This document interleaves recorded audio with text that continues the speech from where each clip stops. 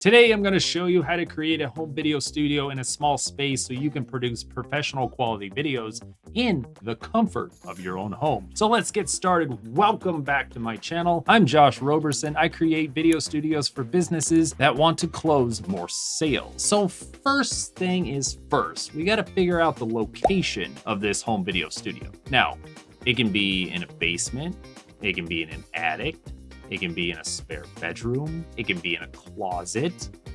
Maybe you just have a studio apartment. That works too. But here's some things to consider. Does it have power? Is it a dedicated space or is it a multi-use space? Meaning, can you set up your studio and leave it set up? Can you fit a desk in the actual space? Because, well, you're gonna have somewhere to sit and put your laptop, things like that. Is there a light source?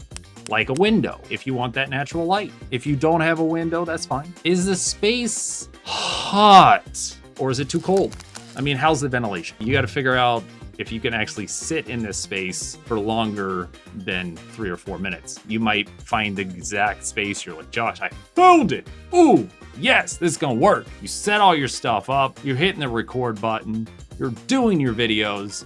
And you're like, holy moly, is it cold or it is so dang hot in here, this ain't gonna work. Another thing to consider is sound bleed. Yeah, you don't want someone vacuuming right outside the space and all you hear is the vacuum.